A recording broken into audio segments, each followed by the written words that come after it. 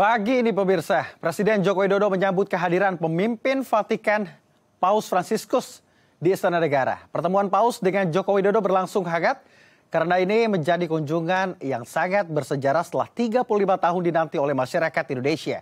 Lalu seperti apa situasi pertemuan Presiden Joko Widodo dengan Paus Fransiskus?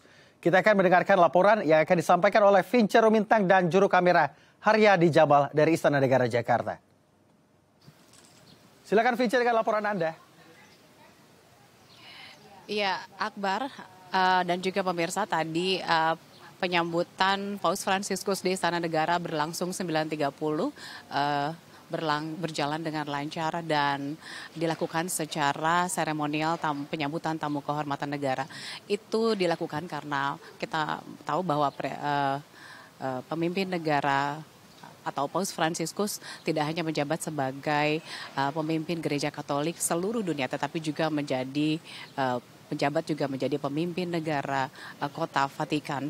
Dan dalam pertemuan kedua kepala negara tersebut tadi berlangsung cukup hangat.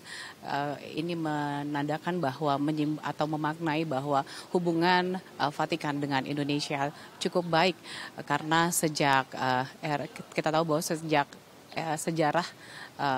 catatan sejarah bahwa sejak era kepresidenan Soekarno bahwa tahun 1945 Vatikan adalah negara di Eropa yang mengakui Indonesia sebagai negara yang berdaulat dan menjadi negara yang merdeka. Dan untuk itu sejak saat itu bahwa hubungan diplomatik Vatikan dan Indonesia masih berjalan dengan baik sehingga hubungan ini juga menandakan bahwa negara Indonesia untuk kali ketiga menjadi tujuan perjalanan apostolik dari Paus Vatikan.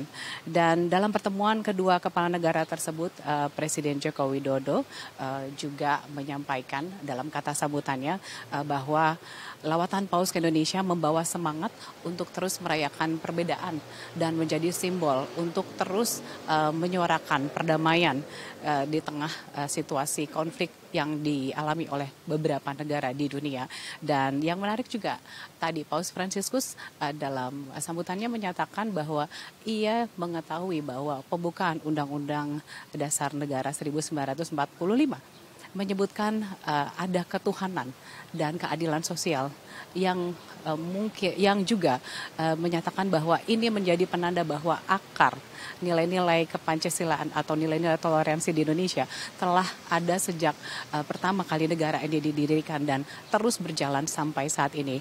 Paus Fransiskus sangat mengharapkan agar Indonesia terus mengamalkan nilai-nilai toleransi dan nilai-nilai Pancasila tersebut dan menjadi contoh di negara di dunia yang juga melakukan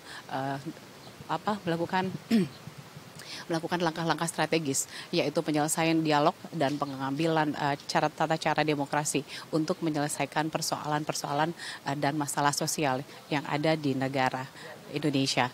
Dan kunjungan Paus Fransiskus ke Indonesia saat ini juga berlangsung di awal bulan September yang menandakan nanti pada bulan depan akan ada pergantian kepemimpinan, estafet kepemimpinan dari Presiden Joko Widodo menjadi pemimpin negara yang baru atau Prabowo Subianto. Dan dalam kesempatan ini Presiden Joko Widodo juga memperkenalkan calon presiden terpilih maksud saya untuk yaitu Prabowo Subianto dan wakil terpilih Raka Bumi kepada Paus Fransiskus. Dan Paus Fransiskus berpesan agar Prabowo juga tetap menjalankan pemerintahan 5 tahun ke depan dengan mengamalkan nilai-nilai pesan-pesan toleransi yang ada di Indonesia saat ini.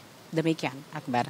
Baik, Vince Romintang dari Istana Merdeka melaporkan terkait bagaimana agenda tadi pagi, begitu pertemuan antara pemimpin Vatikan Paus Fransiskus dengan Presiden Republik Indonesia Joko Widodo, di mana Paus juga mengutip nilai-nilai Bhinneka Tunggal Ika begitu sebagai representatif perbedaan agama, suku dan ras, namun tetap harmoni dalam satu kedaulatan. Terima kasih Vince dan juga Haryadi Jamal telah melaporkan dari Istana Merdeka.